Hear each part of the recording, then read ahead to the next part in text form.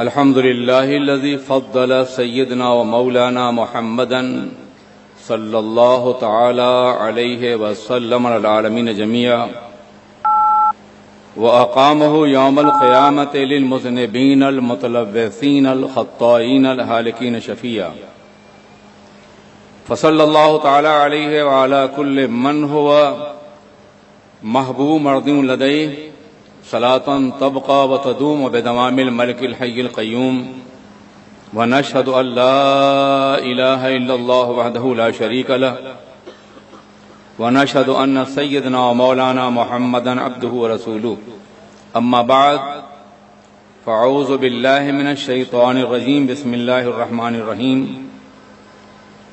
وعلمك ما لم تكن تعلم وكان فضل الله عليك عظيما صدق اللہ العلی العظیم۔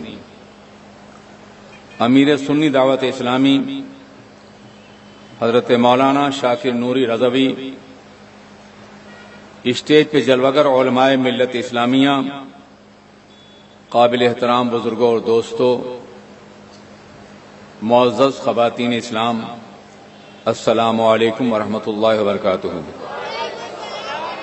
مجھے بے پایاں خوشی ہے کہ میں سنی دعوت اسلامی کے توسط سے آج آپ کے اس علاقے میں، شہر میں غالباً پہلی بار حاضر ہونے کا شرف حاصل کر رہا ہوں۔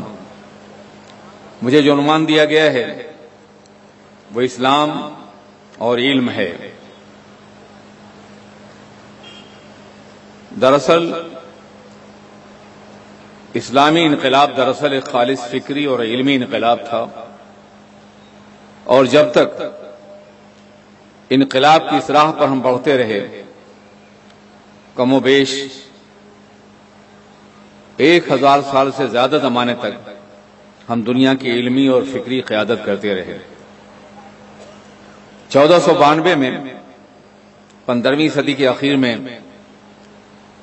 ہمارے علمی اور فکری مرکز اسپین کا زوال ہوا۔ یہ صرف ایک سیاسی زوال نہیں تھا، بلکہ ہمارے علمی زوال کا آغاز بھی تھا، اور اس کے بعد آج تک مسلسل ہم زوال پذیر ہیں اور دنیا کی دوسری قوموں کے مقابلے میں علمی اعتبار سے پسماندہ ہیں۔ ہمیں اس پسماندگی کو دور کرنے کے لیے بے پناہ محنت کرنی ہے۔ ہوا مخالف ہو، دریا میں بہاؤ کی رفتار مخالف سمت کی ہو تو بازوؤں کو زور بھی دینا پڑتا ہے اور بالوں پر کو زیادہ آزمانا ہی پڑتا ہے۔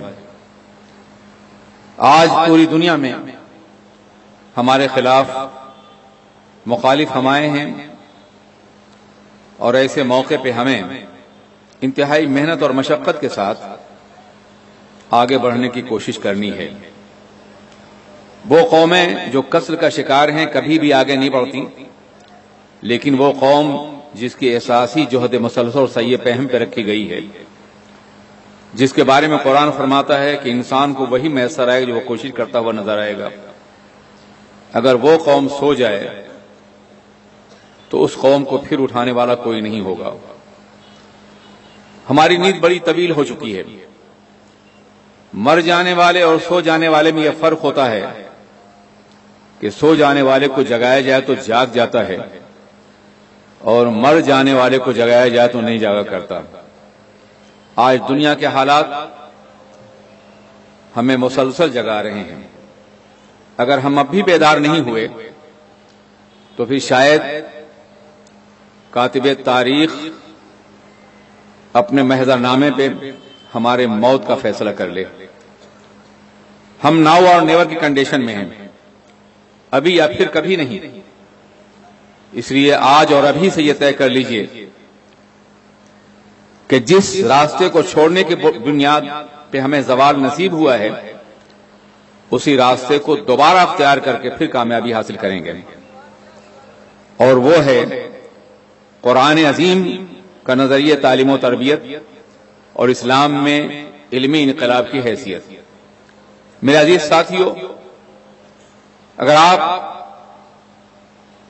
مطالعہ کریں اسلام کے نظام زندگی اور آئین حیات کا تو یہ محسوس کریں گے کہ اسلام کا آغاز ہی تعلیم کے حوالے سے ہوا ہے۔ سب سے پہلے مسلمان اور سب سے پہلے انسان جناب آدم علیہ السلام ہیں۔ جناب آدم علیہ السلام کو خلافت ارضی کا منصب عطا فرمایا گیا، اور خلافت ارضی کے منصب کے لیے، خلافت عظمیٰ کے منصب کے لیے انہیں تعلیم اشیاء سے نوازا گیا۔ فرشتوں نے کہا تھا، اے اللہ، کیا اس زمین پہ ایسی مخلوق پیدا کرنا چاہتا ہے جو زمین کو شر و فساد سے بھر دے؟ ہم تسبیح کے لیے کافی ہیں۔ پھر جناب آدم کو علم اشیاء دیا گیا اور فرشتوں سے پوچھا گیا کہ ان اشیاء کے نام کیا ہیں۔ ایسا لگتا ہے کہ قیامت تک پیدا ہونے والی تمام اشیاء کو موجود کر دیا گیا تھا جناب آدم علیہ السلام اور فرشتوں کے سامنے۔ فرشتوں نے اعتراف کیا، اے اللہ، ہم تو اتنا ہی جانتے جو اس نے تو ہمیں سکھا دیا ہے۔ اور پھر جناب آدم علیہ السلام نے اشیاء کے نام بھی بتائے، حقائق بھی بتائے، استعمالات بھی بتائے۔ المسمیات و حقائقہا، صرف نام نہیں، نام ہوتا ہے کسی حقیقت کے تعارف کا۔ کوئی چیز موجود نہ ہو تو اس کا کوئی نام ہی نہیں ہوتا ہے۔ یعنی قیامت تک جتنی چیزیں موجود ہونے والی تھیں ان سب کا نام جناب آدم علیہ السلام کو بتایا گیا، ان کی حقیقتیں بتائی گئیں، ان کا استعمال بتایا گیا، اور پھر فرشتوں سے پوچھا گیا اور وہ لاجواب رہے تو حکم دیا گیا کہ آدم کا سجدہ کرو، سجدہ تعظیمی۔ یاد رکھیے، سجدہ عبودیت تو اللہ کے علاوہ کسی کے لیے جائز نہیں ہے، اور اب تو عقائد و جہاں کے بعد سجدہ تعظیمی بھی جائز نہیں۔ فرشتوں نے سجدہ کیا۔ سجدہ دراصل اعتراف عجز تھا، علم کے سامنے جھکنے کا اعتراف تھا۔ جناب آدم کے سامنے جھکے تھے تو ان کے علم کے سامنے جھکے تھے۔ جناب آدم مسجود ملائک ہوئے تھے اپنے علم کی بنیاد پر، اپنی معلومات کی بنیاد پر، حقائق اشیاء کے ادراک کی بنیاد پر، کائنات کے مطالعے کی بنیاد پر۔ اللہ تعالیٰ نے انہیں اتنا عظیم مرتبہ عطا فرمایا۔ قرآن عظیم میں جہاں جہاں خلافت ارضی کا منصب کسی کو دیا گیا ہے تو انہیں بسطتاً فی العلم والجسم کہا گیا ہے۔ جناب داؤد علیہ السلام جو علم اور جسم، مادی توانائیوں کے اعتبار سے بھی اور علم کے اعتبار سے بھی انتہائی وسعت رکھتے ہیں، وہی اس بات کے مستحق ہیں کہ اپنے دور کی قیادت کریں اور خلافت عظمیٰ کو سنبھالیں۔ بغیر علم کے قیادت میسر نہیں آ سکتی۔ انبیاء کرام کو ہمیشہ علم دیا گیا۔ یاد رکھیے، کوئی بھی نبی ان پڑھ نہیں ہوتا۔ یہ ترجمہ جو عام طور پہ کیا گیا ہے نبی کے بارے میں امی کے حوالے سے ان پڑھ کا، وہ ایک انتہائی فرسودہ ترجمہ ہے جو ناپسندیدہ ہے۔ جسے تم پڑھاؤ وہ تو پڑھا لکھا ہو، اور جسے اللہ نے پڑھا کے بھیجا ہو اس کے لیے ان پڑھ کا لفظ استعمال کرنا، ایک یونیورسٹی کے حوالے سے اس کا تعارف کرانا، یہ کم از کم مومن کی شان نہیں ہوتی ہے۔ انبیاء کرام کو پڑھانے والا پروردگار عالم ہے، خدا قدیر و جبار ہے۔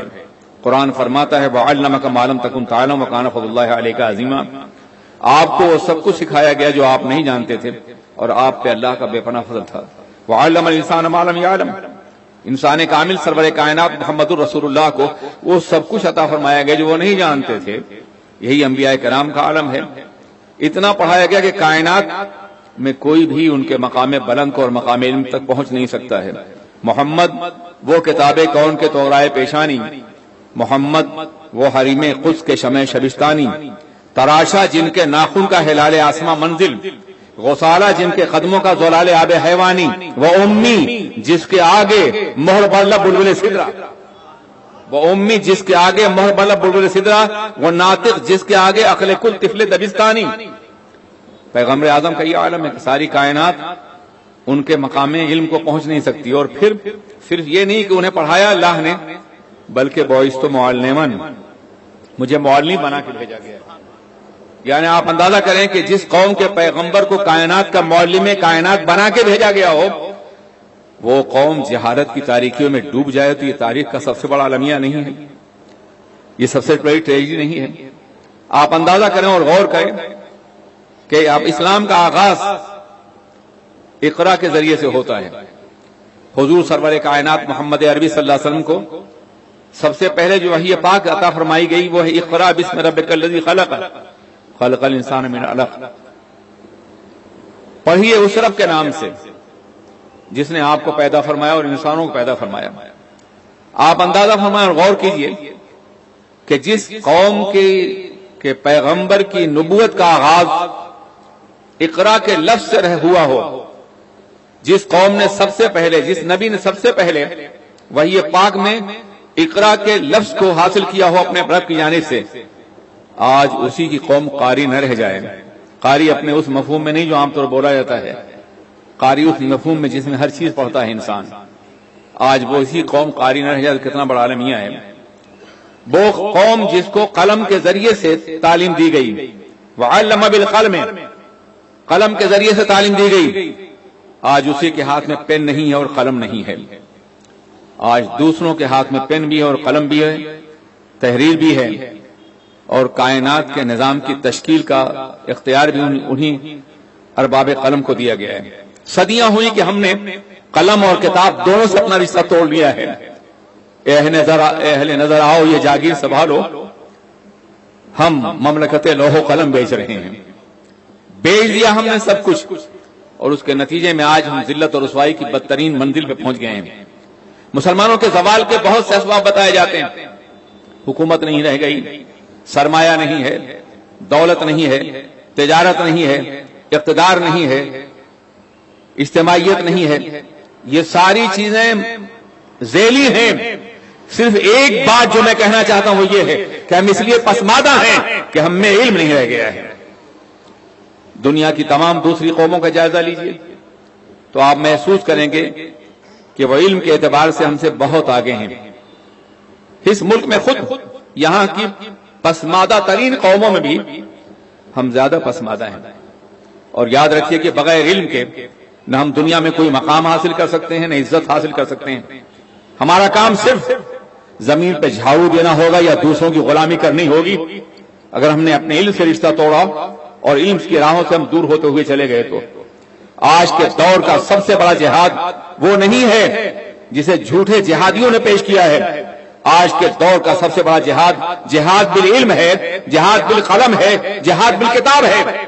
اور یہ جہاد ہمیں کرنا ہے. اگر یہ جہاد ہم کر رہے ہوتے تو آج علمی پسماندگی نہیں ہوتی، آج یہ المیہ ہمارے سامنے نہیں ہوتا. آپ اندازہ فرمائیں، آقائے دو جہاں حضور رحمت عالم تاجدار مدینہ سرور کائنات محمد الرسول اللہ ارواحنا فدا علیہ الصلوۃ والسلام جس دور میں تشریف لائے، اس دور میں بہت سے سلوگن، بہت سے نعرے ایجاد کیے جا سکتے تھے.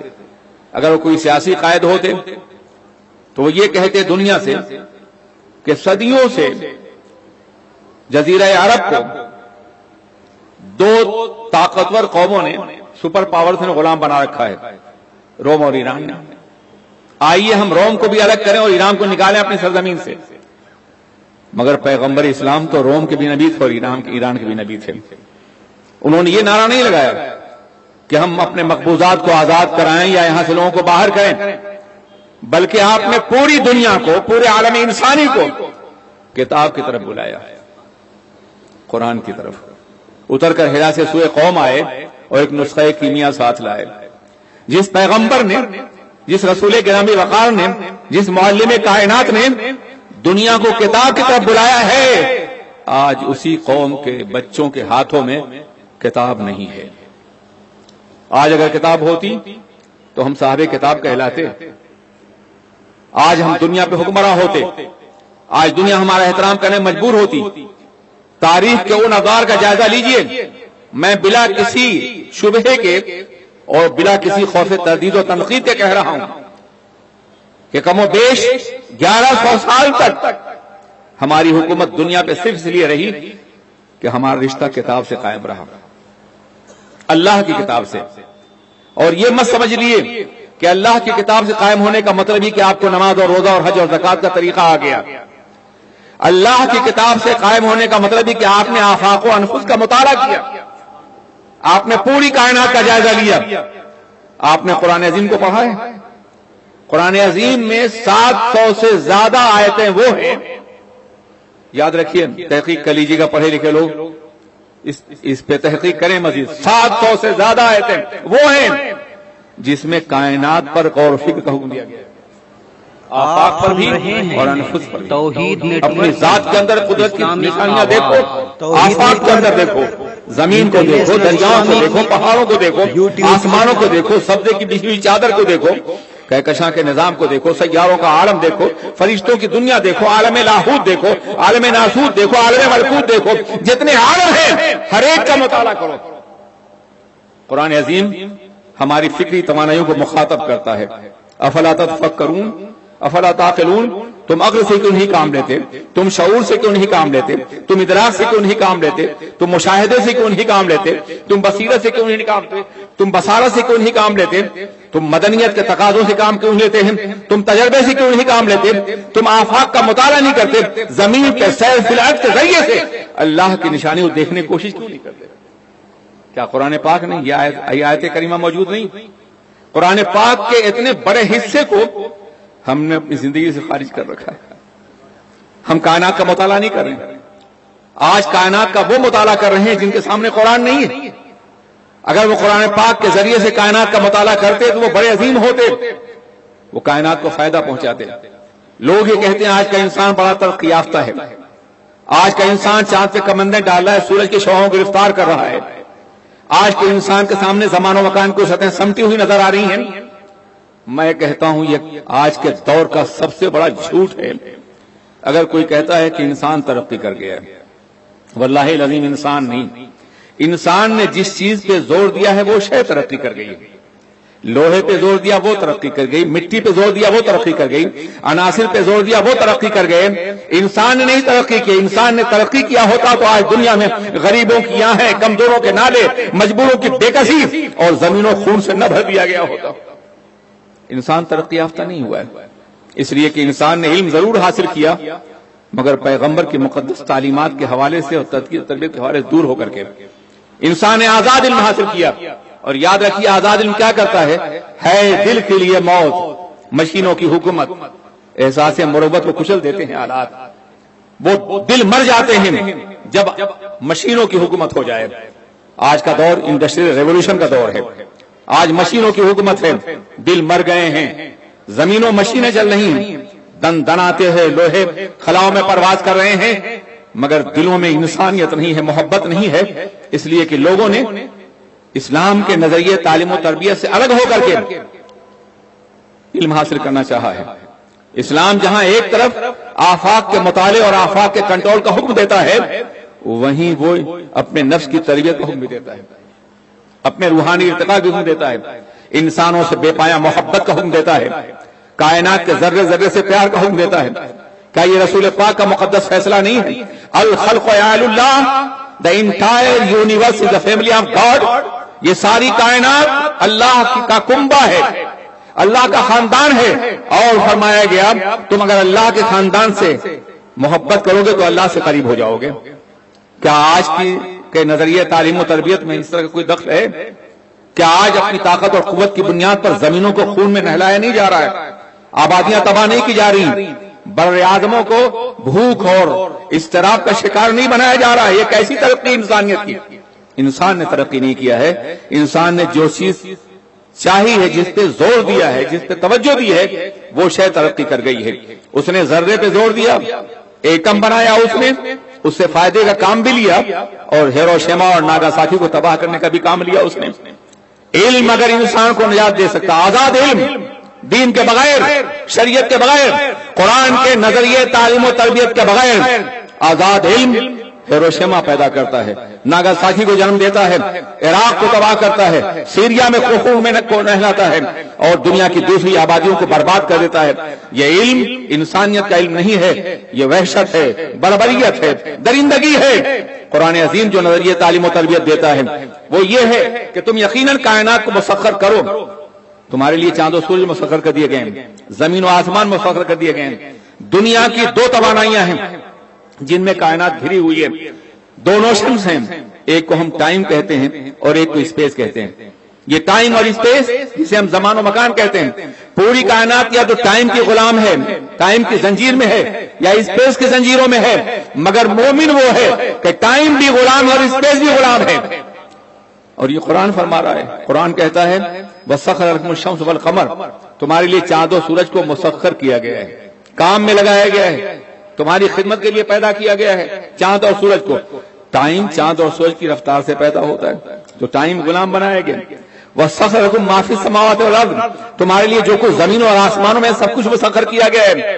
تو زمین آسمان یہ مکان ہے، یہ اسپیس ہے، ان کو مسخر کیا گیا ہے۔ پتہ یہ چلا کہ مومن زمین سے بلند ہے اور ٹائم سے بلند ہے اور مکان سے بھی۔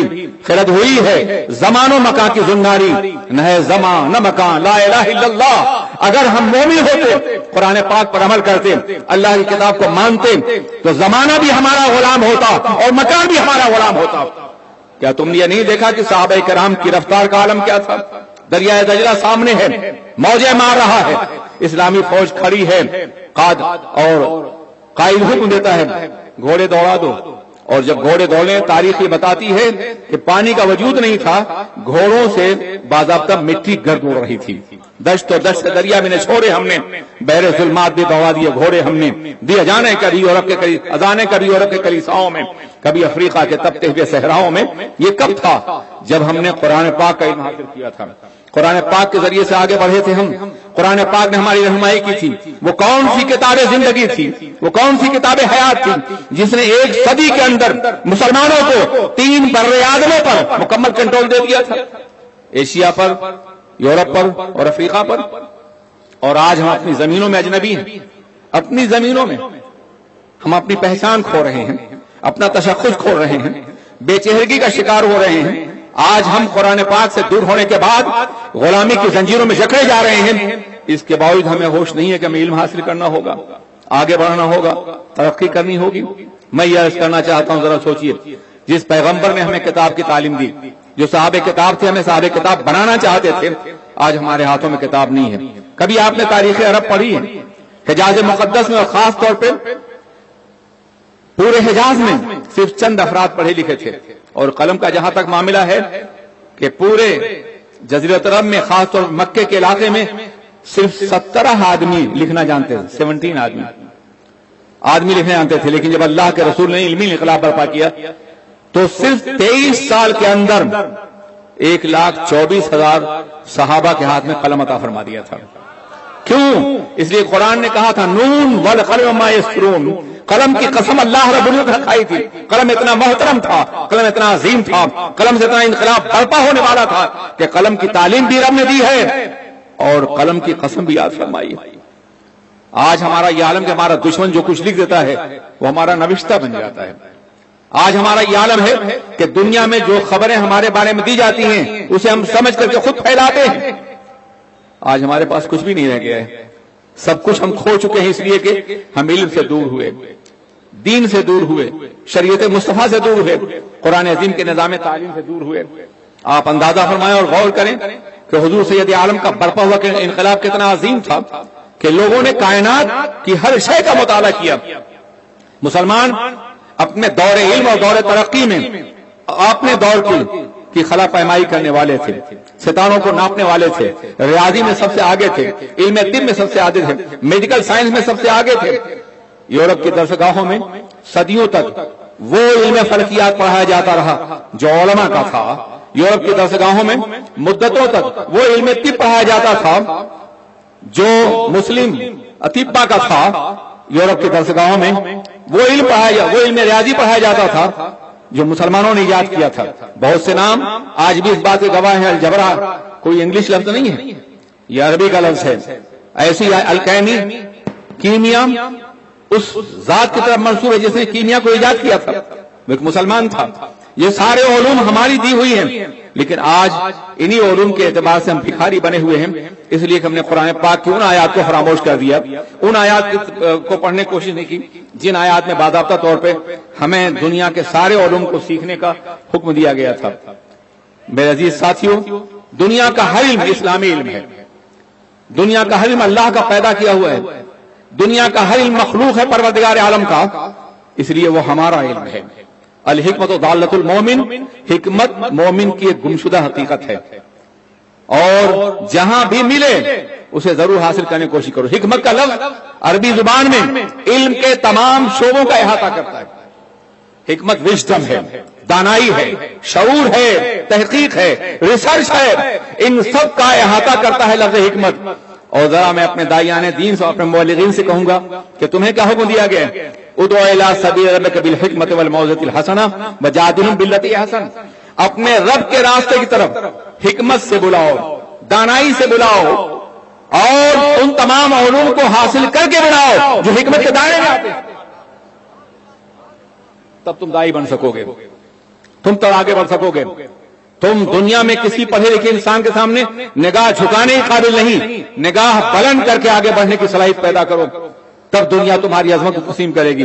بالحکمت والموعظۃ الحسنہ، حکمت ایک عظیم ترین لفظ ہے جس میں دانائی، شعور، ارتقاء، تحقیق کے سارے کوشش شامل ہیں، اور فرمایا گیا اپنے رب کی طرف حکمت سے بلاؤ۔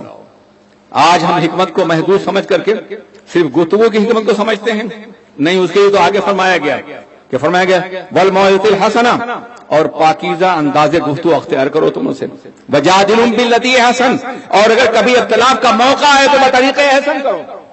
کیا تاریخ انسانی میں کوئی ایسی دعوت مل سکتی ہے کہ جدال اور حسن ہو؟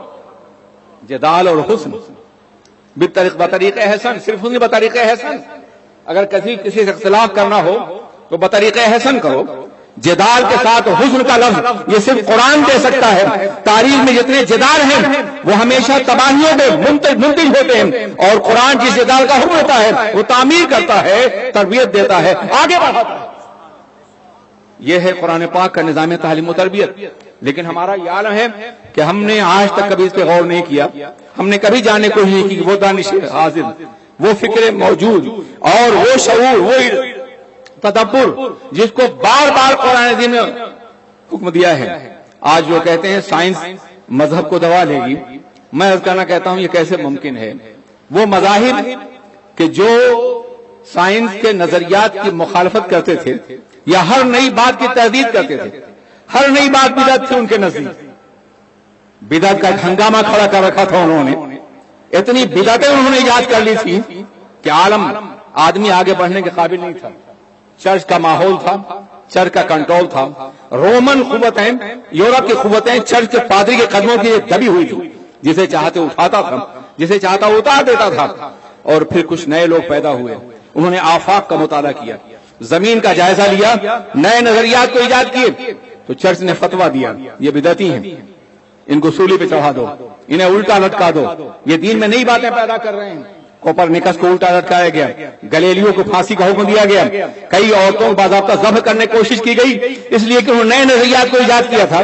اتنا تفصیل نہیں کہ ان کے نظریات کو میں آپ کے سامنے پیش کروں، آپ تاریخ میں کا نام دیکھ سکتے ہیں۔ 15ویں 16ویں 17ویں 16ویں صدی تک یہ جنگ ہوتی رہی، اور پھر نظریات غالب ہو گئے سائنس کے، چرچ شکست کھا گیا۔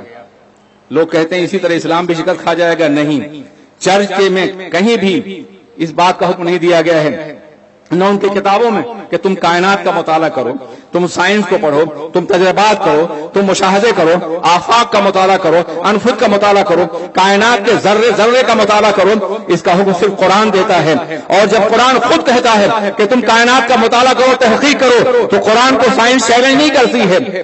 قرآن تو دراصل اس راہ میں آگے بڑھانے کے لیے ایک بہترین ذریعہ ہے، ایک بہترین نظام تربیت، تعلیم و تربیت ہے۔ قرآن پاک نے سائنس کے تمام ضابطوں کو، فلکیات ہے، طبیعیات ہے، الہیات ہے، ارضیات ہے، ان سب کی تعلیم کا حکم قرآن نے دیا ہے۔ آپ قرآن عظیم کا مطالعہ کریں، جہاں افلاک کی بات ہوتی ہے فلکیات کی تعلیم ہے، جہاں زمین کی بات ہوتی ہے ارضیات کی تعلیم ہے، جہاں وجود انسانی کی بات ہوتی ہے وہاں باضابطہ طور پر طبیعیات کی تعلیم ہے، جہاں پودوں کی بات ہوتی ہے، درختوں کی بات ہوتی ہے، وہاں ارضیات کی تعلیم ہے، اور دوسرے تمام ذرائع کی تعلیم ہے۔ جتنے بھی شعبہ علم ہیں آج دنیا میں، ان تمام شعبوں کے لیے کہیں صراحت النص کے ذریعے سے، کہیں بلاحت النص کے ذریعے سے، اور کہیں دلالت النص کے ذریعے سے قرآن حکم دیتا ہوا نظر آتا ہے۔ آج ہم نے ان تمام راستوں میں سب کچھ چھوڑ دیا۔ تحقیق اور ریسرچ کا وہ قافلہ جو اموی دور میں، عباسی دور میں آگے بڑھا تھا، آج اگر ہوتا تو ہم دنیا پہ حکمراں ہوتے، اور نتیجہ کیا ہوتا جانتے ہیں؟ نتیجہ یہ ہوتا کہ ہم خلاؤں میں پرواز کرتے، خلاؤں میں پرواز کرتے تو وہاں سے آگ نہ برساتے، بم نہیں، رحمت کے پھول برساتے۔ اس لیے کہ نبی کی تعلیم کبھی گوارا نہیں کرتی کہ انسانوں پہ ظلم کیا جائے، اپنی تعلیم اور تحقیق کے ذریعے سے کوئی نقصان پہنچایا جائے۔ آپ مسلمانوں کے دور ترقی میں، علمی ترقی کے دور میں کوئی ایسی ایجاد نہیں دیکھ سکتے جس سے کسی انسان کو نقصان پہنچے، کوئی ایسی ایجاد نہیں۔ کوئی ایسی ایجاد نہیں. ہزاروں چیزیں ایجاد کی انہوں نے, لاکھوں باتیں دریافت کی ہیں, مگر ایک ایسی ایجاد نہیں ہے جس کے ذریعے سے کوئی نقصان پہنچ سکے. بارود انہوں نے ایجاد کیا تھا مگر اس کے ذریعے نقصان نہیں پہنچایا انہوں نے کسی کو بھی. ایسی دوسری چیزیں بھی ایجاد کی گئیں مگر نقصان پہنچانے کے لیے نہیں, انسانیت کی تعمیر کے لیے, معاشرے کو ترقی دینے کے لیے. آج انسان اس مقام پہ پہنچ چکا ہے اپنے علم کے ذریعے سے, اپنی تحقیق کے ذریعے سے, اپنی ترقیاتی منصوبوں کے ذریعے سے کہ پوری دنیا انسانوں کی مٹھی میں بے بس ہو کے رہ گئی ہے. ایک بٹن دبا دی جائے تو دنیا کا بیشتر حصہ ایک لمحے کے اندر تباہ ہو جائے گا. کیا اسی کو ترقی کا نام دو گے؟ یاد رکھو, جب آج دنیا کہتی ہے کہ دنیا بڑا ظلم کر رہی ہے تو میں کہتا ہوں ظالم تو ہم ہیں. آج اگر ہیروشیما اور ناگاساکی پہ بم گرائے گئے ہیں تو ہماری وجہ سے, ہم نے ایسا کیا ہے. آج اگر عراق اور سیریا پہ خون بہ رہا ہے تو ہماری وجہ سے. آج افغانستان میں توڑا بوڑا کر کے تباہ کر دیا گیا تو ہماری وجہ سے. آج اگر دنیا کے بیشتر ممالک میں تباہیاں ہیں تو ہماری وجہ سے. آپ کہو گے عجیب سی بات کر, مارے بھی جا رہے ہیں اور وجہ بھی یہ بتا رہے ہیں. میں کہتا ہوں ہم, قرآن ہم کو ملا, کائنات میں ترقی کا ذریعہ ہم کو دیا گیا تھا, اللہ کی کتاب نے ہم کو بتایا تھا ہمیں آگے کیسے بڑھنا ہے. ہم نے چھوڑا, دوسروں نے کیا. آج وہ ہم پہ ظلم کر رہے ہیں ہماری تباہی کی وجہ سے, ہماری کثر کی وجہ سے, یا ترک علم کی وجہ سے, ہماری تحقیق چھوڑنے کی وجہ سے دنیا کے ہاتھوں میں یہ اسلحے پہنچ چکے ہیں. دنیا یہ سب کچھ کر رہی ہے, ورنہ رسول پاک کا غلام, سرور کائنات کا غلام آگے بڑھتا تو کبھی ایسا نہ ہوتا. کبھی آپ نے سوچا, قرآن عظیم نے فرمایا تھا وَحَمَلْنَاهُمْ فِي الْبَرِّ وَالْبَحْرِ, ہم نے انہیں سمندروں پہ اور کشتیوں پہ سوار کیا ہے, غلبہ عطا فرمایا. آیات قرآنیہ کا مطالعہ کیجیے, سمندر کا تذکرہ, اس پہ کنٹرول کا تذکرہ, خشکی پہ تذکرہ, اس پہ کنٹرول کا تذکرہ قرآن پاک نے کیا ہے. مسلمانوں نے سمندر پہ کنٹرول کیا, اتنا کنٹرول کیا کہ کئی سو سال تک سارے سمندروں پہ صرف ہمارا کنٹرول تھا, صرف ہمارا کنٹرول تھا. صرف مسلم جہاز تھے جو سمندروں میں دوڑ رہے تھے, صرف مسلم قوتیں تھیں جو سمندروں پہ کنٹرول کر رہی تھی. لیکن آج ہم سمندر میں کہیں نظر نہیں آتے ہیں. آج سمندروں پہ ہمارا کوئی کنٹرول نہیں ہے, اور اگر کنٹرول ہے تو ان توانائیوں کے ذریعے جو دوسروں کی دی ہوئی ہیں, جب چاہے ہمیں ڈبو دے, جب چاہے فنا کر دیں. قرآن پاک نے کیوں کہا تھا کہ ہم نے تمہیں سمندروں پہ کنٹرول کی دیا ہے؟ اس لیے کہ سمندروں پہ کنٹرول کر کے تم کائنات کو کنٹرول کرنے کی صلاحیت رکھتے ہو. بلا صبح خلاؤں کے ذریعے سے بھی لوگ اتر سکتے ہیں, مگر جو نعمتیں سمندر کے ذریعے سے اترتی ہیں وہ نعمتیں بڑی اہم ہیں. آج صرف وہ ممالک ترقی یافتہ ہیں جن ممالک کے کنارے سمندر ہیں, جو سمندروں کے کنارے ہیں. اس لیے کہ حمل و رسل اور سامان پہنچانے کا واحد ذریعہ سمندر ہے, اور سمندروں کے ذریعے سے ایک ملک کا سامان دوسرے ملک میں, ایک ملک کی تجارت دوسرے ملک میں پہنچتی ہے. سمندر رکھنے والے ترقی یافتہ ممالک ہیں.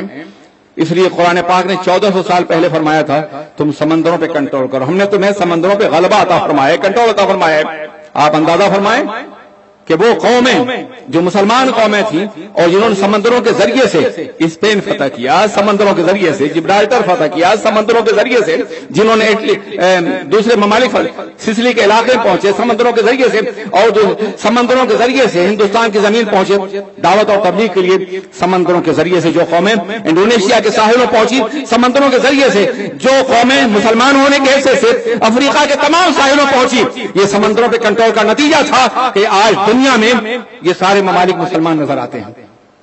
لیکن آج ہمارا حال کیا ہے؟ کیا کنٹرول ہے ہمارا سمندر کے اوپر؟ سمندر پہ روحانی کنٹرول بھی تھا اور جسمانی کنٹرول بھی تھا.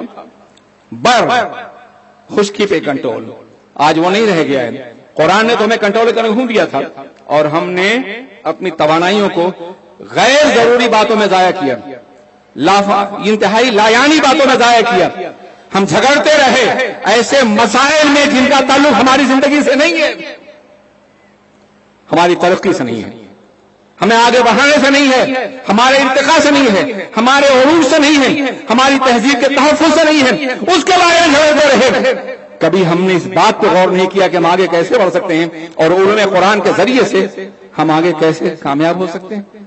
جناب آدم علیہ السلام پہلے انسان تھے اور انہیں اسما کا علم دیا گیا.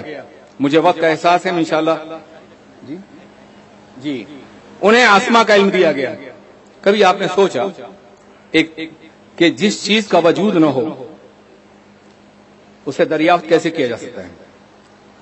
کسی چیز کو دریافت کرنے کے لیے وجود کی ضرورت ہے نا، موجود ہونا ضروری ہے نا. کوئی وجود ہی نہیں ہے، وہ دریافت ہو ہی نہیں سکتی.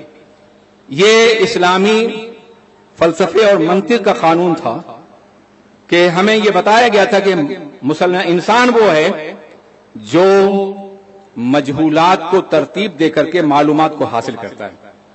میں اسے وضاحت کروں. کچھ معلومات کو ترتیب دے کے مجہولات کو حاصل کرتا ہے، کچھ معلوم ریالٹی کو اس طرح آرڈر کرتا ہے کہ نامعلوم حقیقتیں سامنے آتی ہیں. یہ تحقیق اور ریسرچ کی بنیاد ہے. مسلمانوں کو درسگاہ میں پڑھایا گیا تھا، کسی اور درسگاہ میں یہ ضابطہ اور کلیہ آپ کو نظر نہیں آئے گا کہ معلومات کو ترتیب دے کے مجہولات کو حاصل کرو. اگر انسان کے اندر یہ صلاحیت نہ ہوتی تو آج بھی انسان پتھروں کے دور میں ہوتا، بجلی نہیں چکماک جھاڑ کے روشنی پیدا کر رہا ہوتا. لیکن آج انسان اس لیے ترقی کر گیا ہے کہ وہ معلومات کو ترتیب دے کر کے مجہولات کو حاصل کرتا ہے. ہمارے سارے علماء نے یہ لفظ پڑھا ہے، ہر ایک کے ذہن میں باقی ہے مگر تجربے میں نہیں، مشاہدے میں نہیں. یاد رکھیے علم یونان کو، یونانی معلومات کو تجربہ اور مشاہدہ کی صلاحیت مسلمانوں کی تھی. وہاں صرف فلسفہ تھا ارسطو کا، سقراط کا، ان کے فلسفے تھے. ان کے فلسفے کو تجربہ اور مشاہدہ ایکسپیرینس کے ذریعے سے مسلمانوں نے زمین پہ اتارا، اسے آگے بڑھایا. لیکن آج ہم اپنی ہی تعلیم کو بھول گئے. معلومات کو ترتیب دے کے مجہولات کو حاصل کرنا، معلوم چیزوں کو اس طرح سے پیش کرنا کہ خود نامعلوم چیزیں سامنے آ جائیں، یہ ایک ضابطہ جو ہماری درسگاہوں میں پڑھایا جاتا تھا. میں عرض کرنا اس کو دوسروں نے اپنایا. جو معلوم اور موجود چیزیں ہیں اس کے ذریعے سے نامعلوم چیزیں انہوں نے حاصل کی اور آج وہ آگے بڑھتے چلے جا رہے ہیں. آپ اندازہ کریں کہ عروج آدم خاکی سے انجم سہمے جاتے ہیں کہ یہ ٹوٹا ہوا تارا مہ کامل نہ بن جائے. عالم یہ ہے کہ ہر روز نئے سیاروں کی دریافت، نئے سورجوں کی دریافت، نئی روشنی کے مراکز دریافت، نئی زمینوں کی تلاش جاری ہے. اس لیے کہ لوگوں نے تحقیق اور ریسرچ کا راستہ اختیار کیا. قرآن نے کہا تھا آسمانوں میں غور کرو، فلکیات میں غور کرو، خلاؤں میں غور کرو، سیاروں میں غور کرو، ستاروں میں غور کرو، اللہ کی قدرت کا مشاہدہ کرو. ہم نے غور نہیں کیا، ہم نے پڑھا ہی نہیں، صرف تلاوت کرتے رہے. تلاوت حق ہے، ثواب ملتا ہے، مگر تلاوت اس لیے تھی تاکہ ہم قرآن کے ذریعے سے علوم قرآنیہ کو حاصل کر کے آگے بڑھنے کی کوشش کریں. ہم نے ایسا نہیں کیا. نتیجہ یہ کہ ہمیں مسلسل نقصان ہوتا رہا اور آج تک نقصان ہوتا. قرآن پڑھیے مگر ان 700 سے زیادہ آیتوں کو ضرور پڑھیے جن میں آفاق اور انفس کے متعلق حکم دیا گیا. گن لیجئے گا کہ کہاں کہاں قرآن پاک نے کہا ہے کہ یہ بھی پڑھو اور یہ بھی تعلیم حاصل کرو، یہ بھی حاصل کرو. یعنی قرآن پاک کی ایک آیت کا چھوڑ دینا زوال کی علامت بن سکتا ہے. اور جس قوم نے قرآن پاک کی 700 آیتیں چھوڑ دی ہیں وہ قوم دنیا میں آگے کیسے بڑھ سکتی ہے؟ وہ تعلیم کیسے حاصل کر سکتی؟ کیسے دنیا میں اپنا مقام بلند کر سکتی؟ جب تک ہم نے قرآن پاک کی تعلیم کے آگے سے ذریعے آگے بڑھنا چاہا تھا ہم نے فلسفہ یونان کو مسلمان کر لیا تھا. انسانوں کو مسلمان کرنا تو آسان ہے، فلسفے کو مسلمان کرنا، فکر کو. جس زمانے میں مامون رشید نے علماء سے مشورے کیے تھے کہ کیا ہم فلسفہ یونان کو منتقل کر لیں، اور وہاں فلسفہ یونان کے ماہرین چرچ کے لوگ کہہ رہے تھے، ان سے کہا گیا تھا یہ فلسفہ منتقل کر دو، یہ کتابیں ہمیں دو، ہم ترجمہ کریں گے دارالترجمہ میں مامون کے بغداد کے اندر. تو انہوں نے سوچا کہ ہمیں منتقل کرنا چاہیے. نہیں، پادریوں سے پوچھا، کہا جلدی منتقل کر دو، اس لیے کہ جہاں یہ کتابیں جائیں گی وہاں کے لوگ شک کا، ریب کا، تشکیک کا شکار ہو جائیں گے اور ایمان کی بنیادیں مزمحل ہو جائیں گی، ہل جائیں گی. ایمان یقین کامل کا نام ہے اور فلسفہ شک و شبہ پیدا کرتا ہے. مگر قربان جائیے اسلامی فلسفیوں کے کہ غزالی نے فلسفے کو مسلمان کیا ہے، رازی نے فلسفے کو مسلمان کیا ہے.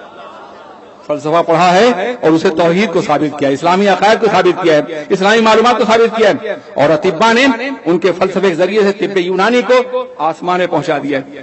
انہوں نے صرف مفردات کی بات کی تھی، مرکبات کے جتنے گوشے آئے ہیں سب طب یونانی کی مسلمانوں کے ذریعے سے آئے ہیں. یہ سب کچھ کیوں ہوا تھا؟ اس لیے کہ وہ تحقیق کرتے تھے، ریسرچ کرتے تھے. ایسا لگتا تھا جڑی بوٹیاں ان کے سامنے بول رہی ہوں ہمیں منتخب کر دو اس لیے کہ ہم سے یہ فائدہ پہنچے گا، ہم سے یہ فائدہ پہنچے گا. آج جس میڈیکل سائنس کی بنیاد جس طب یونانی پر ہے اور جس کمپاؤنڈ کی بنیاد جن مفردات پر ہے یہ سب مسلمانوں کے بخشے ہوئے ہیں اور دیے ہوئے ہیں. لیکن ہم نے نہیں سوچا, ہم نے غور نہیں کیا کہ زمین کا ذرہ ذرہ ہمارے لیے پیدا کیا گیا. یہ زمین ہمارے لیے تخلیق کی گئی ہے. اس زمین کا وجود اور زمین کے تمام تر گوشے ہمارے لیے ہیں. ہم نے زمین کو اپنے اوپر حکمراں مانا, زمین کی حکومت سے اپنے دامن کو ہم نے کھینچ لیا. اس کے نقصانات آج ہم میں پائے جاتے ہیں اور ہم اکثر محسوس کر سکتے ہیں. میں یہ کہنا چاہتا ہوں کہ جناب آدم کو علم اسما دیا گیا, انہیں ابو الانسان بننا تھا, تمام انسانوں کا باپ بننا تھا.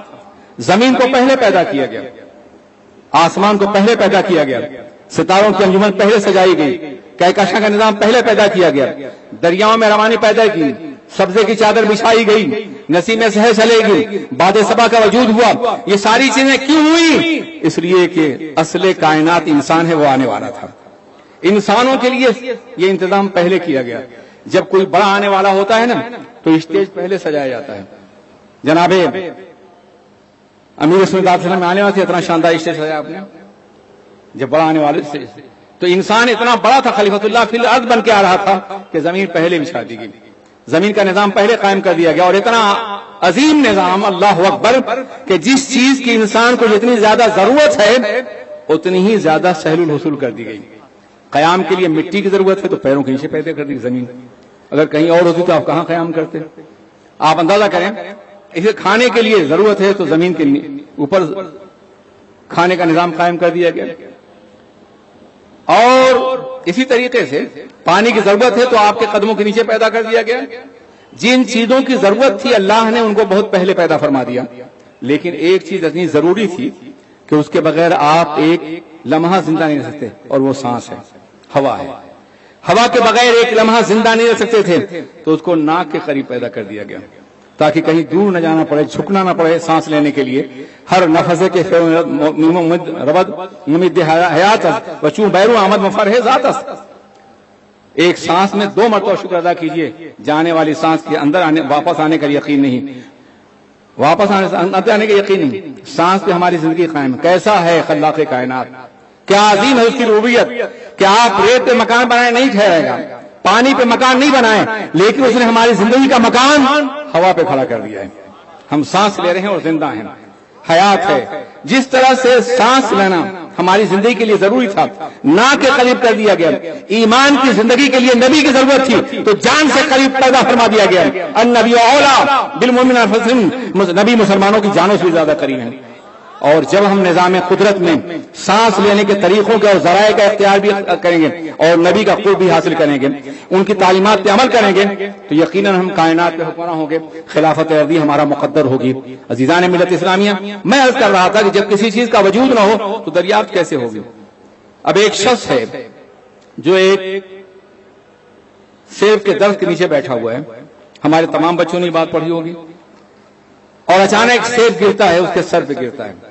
پتہ نہیں اس کے دماغ کا کون سا بلب روشن ہو جاتا ہے کہ وہ سوچنا شروع کر دیتا ہے یہ سیب دائیں بائیں آگے پیچھے کیوں نہیں گیا, اوپر کیوں نہیں گیا, نیچے کیوں آئے, میرے سر پہ کیوں گرا ہے. تھوڑی سی چوٹ نے اسے اتنا بیدار کر دیا. یہاں ٹھوکریں لگ رہی ہیں, ہم بیدار نہیں ہو رہے ہیں. یہاں قیامتیں ٹوٹ رہی ہیں, بیدار نہیں ہو رہے ہیں. ایک بیدار دماغ معمولی سی ضرب کو بھی تحقیق کا ذریعہ بنا لیتا ہے. اس نے کہا کہ زمین کے اندر کشش ثقل ہے, اس لیے زمین نے اسے کھینچ لیا ہے, میں زمین میں بیٹھا ہوں اس لیے میرے سر پہ. ایک بہت بڑا نظریہ اس نے ایجاد کیا دنیا کے سامنے.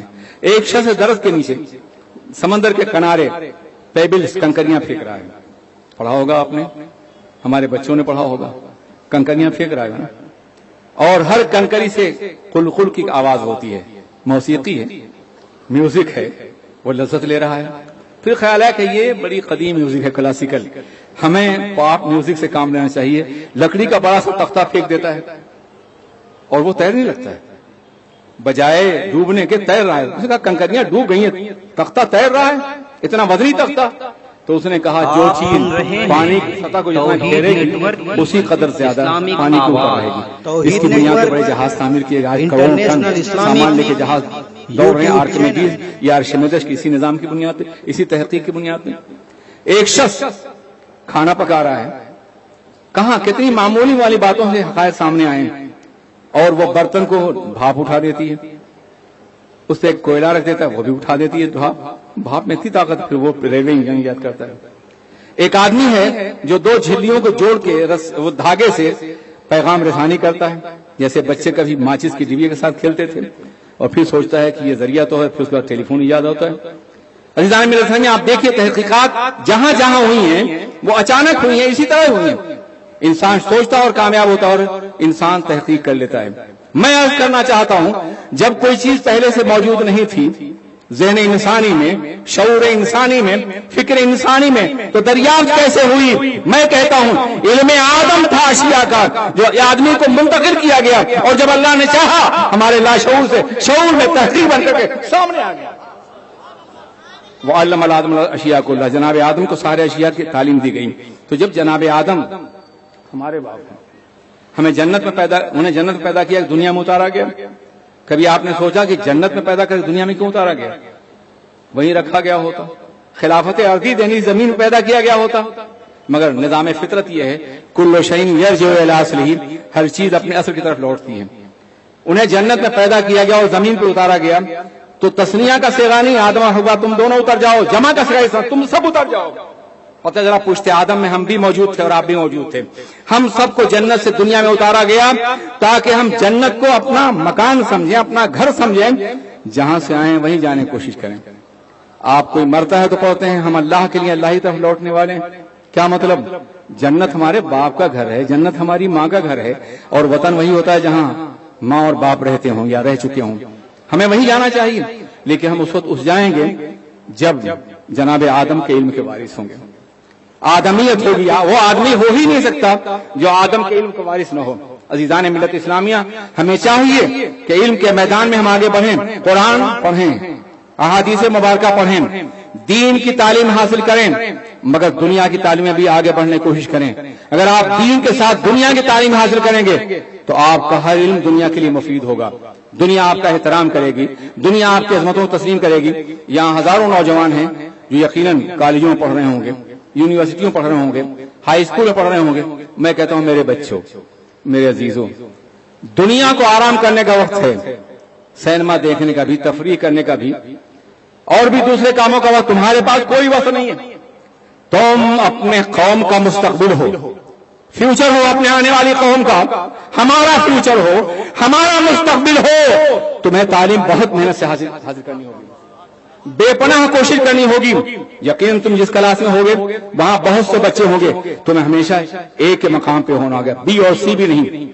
مسلمان بن کے آگے بڑھنے کی کوشش کرو.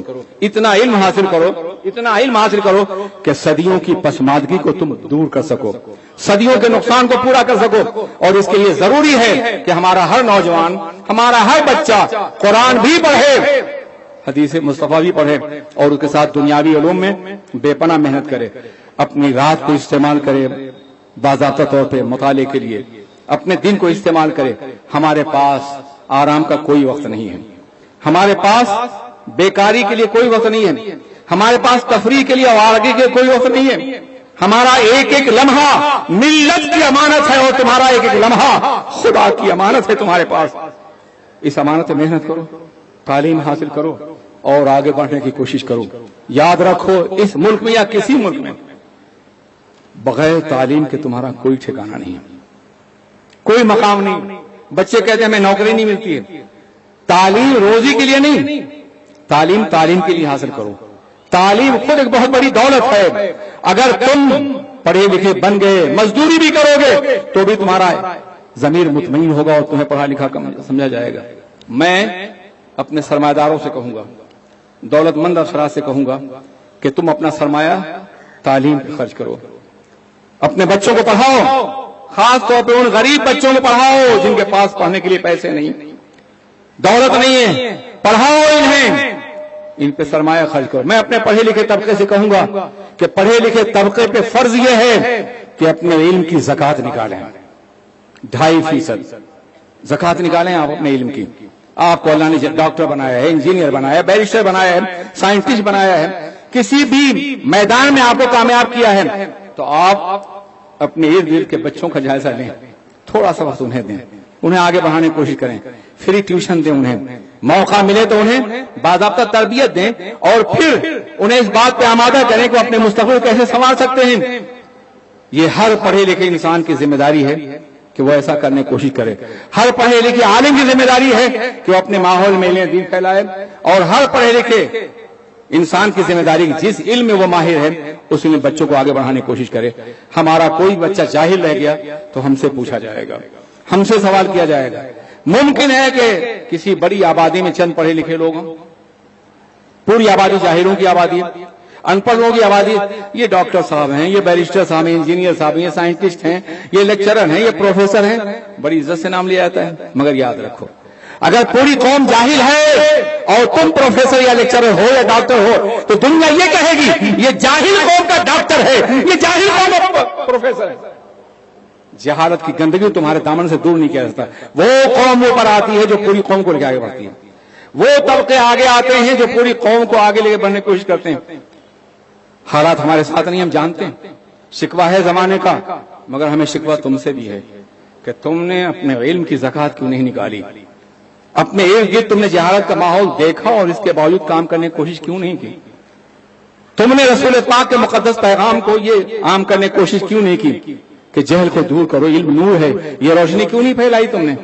اسی طریقے سے کوئی سرمایہ دار ہے, پوری آبادی مزدوروں کی ہے, غریبوں کی ہے, اور اب تو ہم پوری دنیا میں دیکھتے ہیں کہ جس طرح سے کبھی پسماندہ قوموں کی آبادیاں ہوتی تھی نا, آج ہر شہر میں ہماری آبادی ویسی ہوتی جا رہی ہے. گندی, پسماندہ, تمام ترقی یافتہ آبادیاں ہماری نہیں ہیں, ہم وہاں گزر نہیں کر سکتے.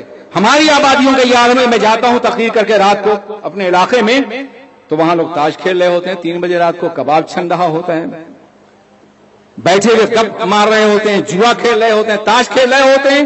یہ ظالم اپنے بچوں کو پڑھائیں کیسے, جن کے بچوں کو صبح اسکول جانا ہے, ان کی ضرورت کیسے پوری کریں گے, ان کی فیس ادا کریں گے. یہ باپ ظالم ہے, قاتل ہیں اپنی اولاد کے, جو ایسا کر رہے ہیں. مت قتل کرو اپنی اولاد کو, مت ذلیل کرو آنے والی نسل کو, مت تباہ کرو اپنے فیوچر کو. محنت کرو, تم مزدور ہو محنت کرو, تم کمزور ہو محنت کرو, محنت کرو. مجھے یاد ہے کہ ایک مرتبہ میں لکھنؤ سے کار پہ جا رہا تھا, جھانسی کے قریب ایک علاقہ ہے, بڑی شدید گرمی تھی. ایک شخص کار ڈرائیو کر رہا تھا, میں اس کی قوم کا نام نہیں لوں گا. میں نے اس سے پوچھا کہ کتنا کما لیتے ہو, کہا 5,000 روپے. 5,000 میں تم کتنے بچے ہیں؟ 2 بچیاں ہیں, ایک بیوی ہے, گھر ہے, کیسے خرچ چلاتے ہو 5,000 روپے میں؟ وہ خاموش رہا. کہا کہ میرے پاس دو کرتے پاجامے ہیں, میری بھی پاس 2 ساڑیاں ہیں, میں جب چاہتا ہوں دھو کے پہن لیتا ہوں, وہ بھی ایسے ہی کرتی. بقیہ پورا خرچ دال روٹی کھاتے ہیں اور اپنے بچوں کو پڑھا رہے ہیں. 2 بچیاں کیا کریں, گریجویشن کر چکی ہیں, اب وہ باضابطہ سول سروسز کے امتحان بیٹھنے والی ہیں. میں نے سوچا یار اگر ہماری قوم کا کوئی ڈرائیور ہوتا تو وہ کہتا ہے میرے بچے کو بھی ایک کار مل جائے, وہ بھی ڈرائیو کرے. اس سے آگے وہ سوچ نہیں سکتا تھا. میں وہاں سے واپس آیا, اس نے کہا میرے گھر چائے پی لی, دیکھا تھا کہ آپ جیسے لوگ محبت کر رہے ہیں. میں چائے کے لیے اس کے گھر پہ گیا, اس نے چائے پیش کی. اسی وقت ایک ڈاکیا آیا, ڈاکیے میں اس کی بیٹی کے لیے انٹرویو کا اپائنٹمنٹ تھا. اس نے میرے قدم چھو لیے, حضور یہ آپ کی. میں کہا نہیں ایسا نہیں ہے, 9 بجے ہیں اس وقت تو ڈاکیا آتا ہی ہے. مگر ذرا سوچئے کہ ایک ڈرائیور جو ہے اپنے بچے کو باضابطہ سول سروس کے امتحان دینا چاہتا ہے, اور ہم کما کر کے اپنے بچوں کو پڑھانا نہیں چاہتے. کیسے ہم آگے بڑھیں گے؟ کیا حال ہوگا ہمارا, کیا حال ہوگا ہمارا فیوچر؟ کیا یہی تمہاری زندگی ہوگی کہ کوئی اور کرسی بیٹھے ہو تم جھاڑو دے رہے ہو؟ حالات ایسے پیدا ہو رہے ہیں. کسی بھی انڈسٹریل ریولوشن کے ملک میں جہاں صنعتیں ترقی کر رہی ہوں, 2 ہی طبقے ہوتے ہیں, مل مالک ہوتے ہیں یا مزدور ہوتے ہیں. تمہیں تو مزدوری بھی نہیں ملے گی. نفرتوں کا دائرہ بڑھتا چلا جا رہا ہے. علم کے ذریعے سے اپنا مقام حاصل کرو, اپنے بچوں کو پڑھاؤ, اور یہ مت سوچو کہ یہاں کام نہیں ملے گا. اب ہمارا ملک ترقی کر رہا ہے, دنیا بھر کی انڈسٹریز یہاں آ رہی ہیں, کام ملے گا. اس قابل خود کو بناؤ کہ دنیا تمہارے کام کی اہمیت کو جانے, پہچان سکے اور جان سکے. اس کے ساتھ اللہ کی بارگاہ میں سجدہ ریز بھی رہو. اللہ کی توفیق ہوگی تو کامیابی میسر آئے گی. سرمایہ دار ہے, بڑی دولت ہے آپ کے پاس, غریبوں کے ماحول میں رہتے ہیں, لوگ کہیں گے یہ غریبوں کا میں ایک سرمایہ دار ہے. غربت کی غلاظت آپ کے دامن سے صاف نہیں کی جا سکتی. سرمایہ اسی وقت قابل قبول ہوگا جب آپ اپنی دولت کا کچھ حصہ غریبوں پر خرچ کریں, تعلیم پہ خرچ کریں, کمزوروں پہ خرچ کریں, اور اپنی قوم کو اجتماعی طور پہ لے کے آگے بڑھنے کی کوشش کریں. اب میں آخری بات، یہ ٹاپک اتنا وسیع ہے کہ اس کے لیے وقت کی تنگ دامانی اجازت نہیں دیتی، پھر کبھی انشاءاللہ میں آپ سے آخری بات عرض کرنا چاہتا ہوں کہ کبھی آپ نے سوچا کہ آقائے دو جہاں کی تشریف آوری کہ صرف چوتھائی صدی کے اندر پورے جزیرۃ العرب میں اور ایک صدی کے اندر 3 بر اعظموں میں، یورپ، ایشیا اور افریقہ، اور یہی 3 بر اعظم جانے جاتے تھے، ان 3 بر اعظموں میں اسلام غالب ہو گیا، سیاسی اعتبار سے بھی، اخلاقی اعتبار سے بھی، دینی اعتبار سے بھی اور علمی اعتبار سے بھی۔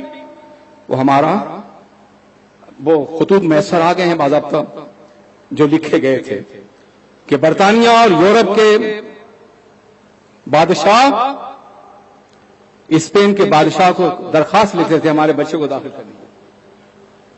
یہ خطوط دریافت کیے گئے۔ ایک عالم وہ تھا کہ ہم پورے یورپ کو پڑھا رہے تھے، اور آج ہم دنیا کی پسماندہ قوموں کے قدموں میں بیٹھے ہوئے اور پڑھانے کی بات تو دور کی ہے، پڑھنے کا سلیقہ بھی نہیں رہ گیا ہمارا۔ حضرات، ایک صدی کے اندر اسلام کیوں غالب ہوا؟ اس لیے کہ اللہ کے رسول نے قرآن دیا تھا انہیں۔ مگر یہاں سوال یہ پیدا ہوتا ہے کہ چین کے پاس قرآن نہیں تھا، چین عربی نہیں جانتے تھے، ایرانی عربی نہیں جانتے تھے، ہندوستانی عربی نہیں جانتے تھے، افغانی نہیں جانتے تھے، یورپین عربی نہیں جانتے تھے، قرآن کے ذریعے کیسے ہدایت ملی انہیں؟ جانتے اس کی وجہ کیا تھی؟ اللہ کے رسول نے ہاتھوں میں قرآن دیا تھا اور زندگیوں قرآن کے سانچے میں ڈھال دیا تھا۔ دنیا ان قرآنوں سے نگاہیں بند کر سکتی تھی جو لائبریریوں میں چھپے ہوئے ہوں، مگر ان قرآنوں سے نہیں جو زندگیوں سے چھلک رہے ہوں۔ قرآن بن جاؤ، قرآن کا انسان بن جاؤ، دنیا میں ہمیشہ غالب رہو گے۔